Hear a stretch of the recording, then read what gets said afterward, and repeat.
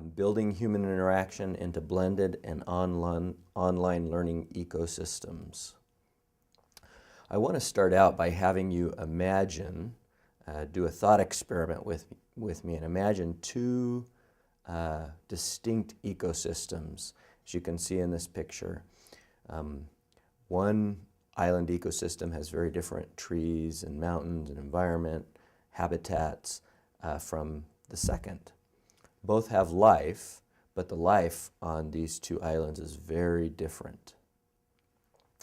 Occasionally, birds, wind, waves, or other natural events will introduce species from one island to the other, but predominantly the islands remain apart from one another. What would happen if a catastrophic natural event occurred that brought these two ecosystems together? One of the things that we would see is that new habitats would evolve. These habitats would be a mix of the previous habitats on the islands, and there would also be complete new and different habitats that would emerge in this new ecosystem. The disruption in the original ecosystems would change the resources that are available for production and consumption within that ecosystem.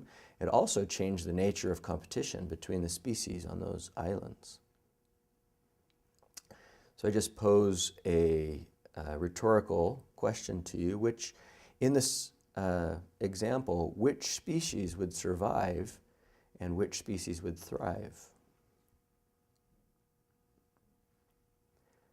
Surviving and thriving, I would make the assertion that is based on their ability to find and maintain a niche within that environment, and also their ability to adapt to the changing environment.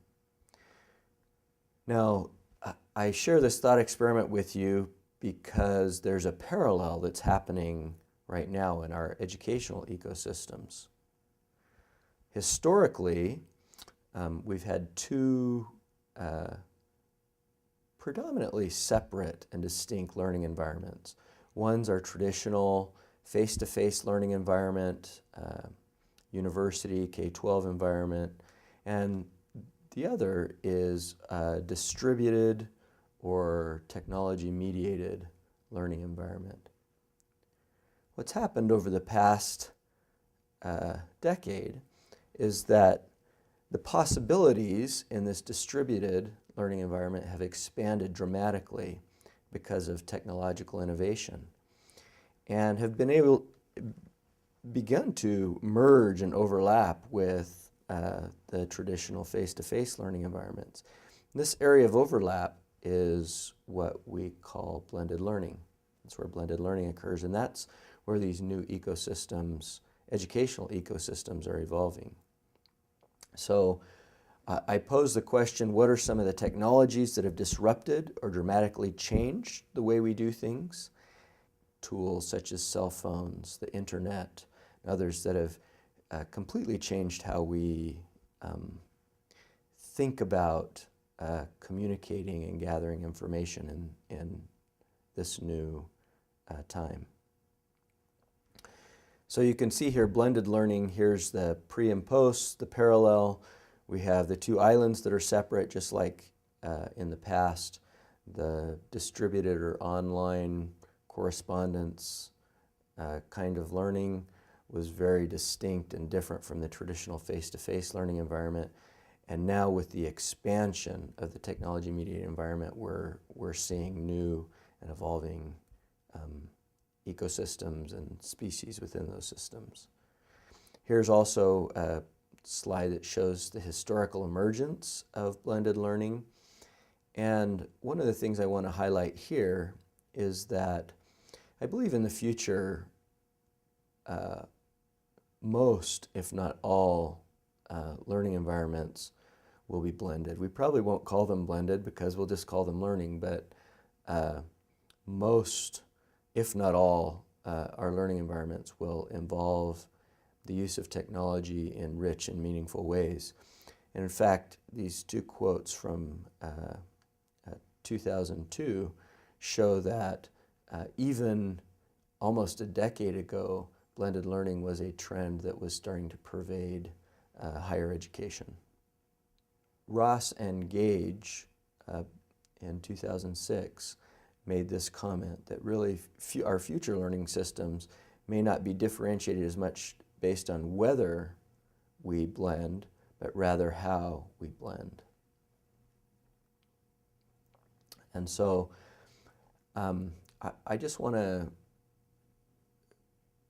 let you know that initially I thought blended learning was more about the physical environment, whether it's face-to-face versus whether it's online.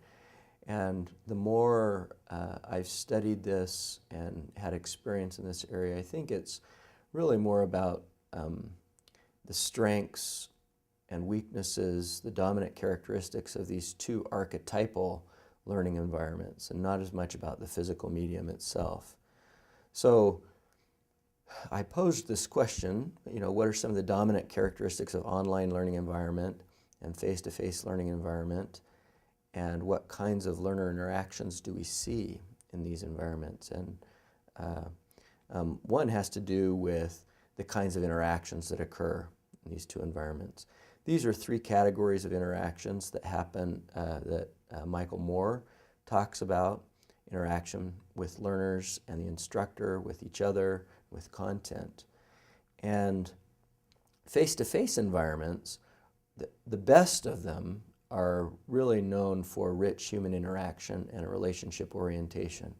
You develop a relationship with your peers in the class, and you develop a relationship with the instructor who's teaching, which motivates you to perform. And the best of online and distributed environments are typically known for their access and flexibility and the rich interaction that students have with content. With new tools, we don't really have to have one or the other. We can have both. We can have rich interaction with the content as well as cost-effective interaction with faculty and with other students in our courses. So the online and blended learning environments that will thrive in the future, according to my belief, are ones that provide flexibility as well as have rich content interaction and provide opportunities for rich human interaction around that content.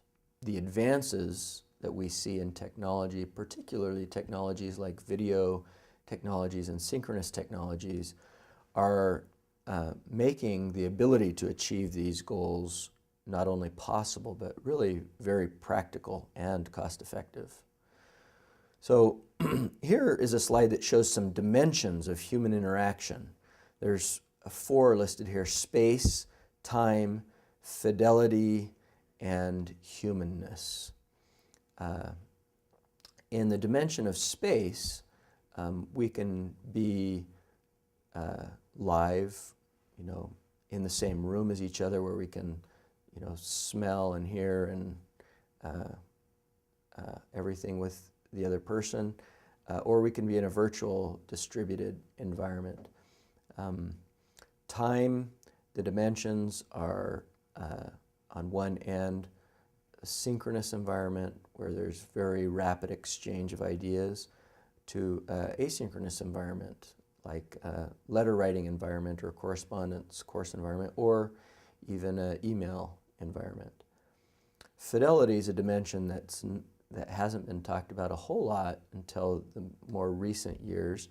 And this involves, on one end, involving all of the senses, and the other end it involves very minimal use of the senses. So a low fidelity environment involves maybe just corresponding via text. You don't see or hear inflections of voice, or you don't see excitement on one's face, or concern in one's furrowed brow, or something like that. And so this dimension is also one that technology is allowing us to overcome at a distance. The last dimension I call humanness, and this dimension is a little less easy to define, but essentially comes down to whether the person in the learning environment believes that they're communicating and interacting with a person as opposed to a machine. And we know that there's a lot of research going on right now, and people trying to make machines act and interact with participants as if they were human. And the ability for someone to really believe and feel like they're interacting with a human agent is that dimension of humanness. I should say, in this dimension of humanness, we have a lot of people working on projects that where they're trying to develop what are called pedagogical agents. That is, computer machines that act like human agents. So historically, on the left has been the realm of our traditional face-to-face learning environments, while on the right has been the realm of the technology-mediated or distance learning environments. And they haven't really overlapped. But what we've been seeing, as you can see here, is that technology is allowing distributed environments to push to the left and actually do much of what has been done in traditional face-to-face environments.